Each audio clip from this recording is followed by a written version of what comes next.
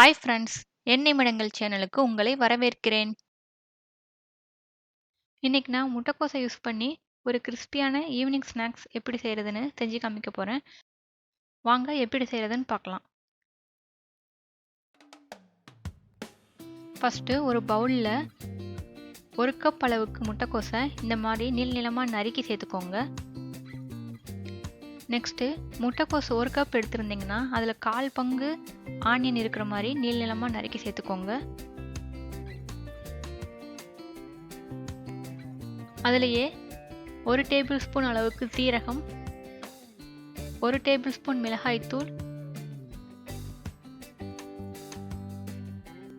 1/2 teaspoon garam masala,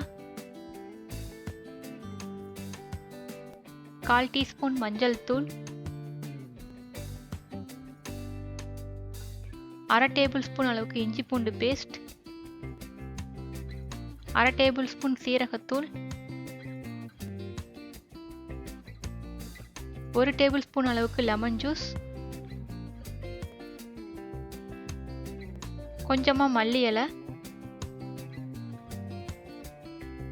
2 table spoon அளவுக்கு அரிசி மாவு, 3 டேபிள் ஸ்பூன் அளவுக்கு கடலை மாவு, தேவையான அளவு உப்பு சேர்த்து தண்ணி சேர்க்கறதுக்கு முன்னாடியே கொஞ்சம் நல்லா மிக்ஸ் பண்ணி விட்டுக்கோங்க.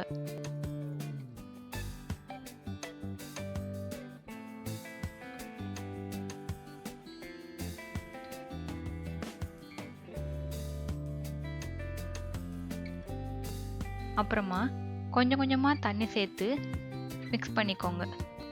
தண்ணி சேர்க்கும்போது கொஞ்சம் கேர்ஃபுல்லாக சேர்த்துக்கோங்க. ஏன்னா தண்ணி ஜாஸ்தி ஆயிடுச்சுன்னா பக்கோடா மொறுமொறுன்னு வராது. பாருங்கள், இந்த மாதிரி பதத்துக்கு வரைக்கும் தண்ணி ஊற்றி செஞ்சிங்கன்னா போதும்.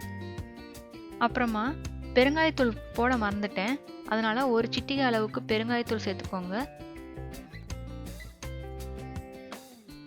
லாஸ்ட்டில் நான் கலருக்காக ரெட் கலர் கேசரி பவுடர் சேர்த்துருக்கேன்.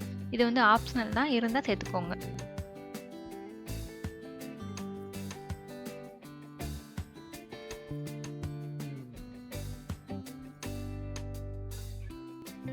முட்டைக்கோஸ் மிக்ஸ் ரெடி ஆயிடுச்சு.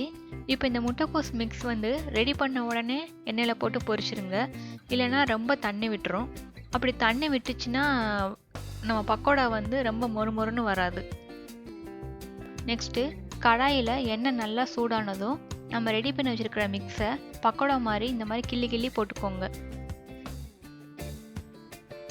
அடுப்பு ஹை ஃப்ளேம்லேயே இருக்கட்டும்.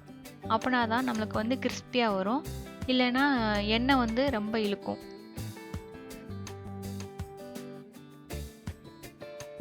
அப்படியே 2 பக்கமும் நல்லா திருப்பி விட்டு பொன்னிறமாக வர்ற வரைக்கும் பொரிச்சு எடுத்துக்கோங்க.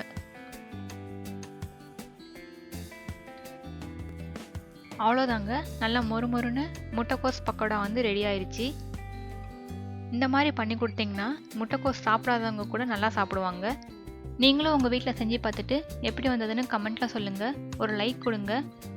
இன்னும் என் நிமிடங்கள் சேனலுக்கு சப்ஸ்கிரைப் பண்ணாதவங்க ப்ளீஸ் சப்ஸ்கிரைப் பண்ணுங்கள். தேங்க்ஸ் ஃபார் வாட்சிங்.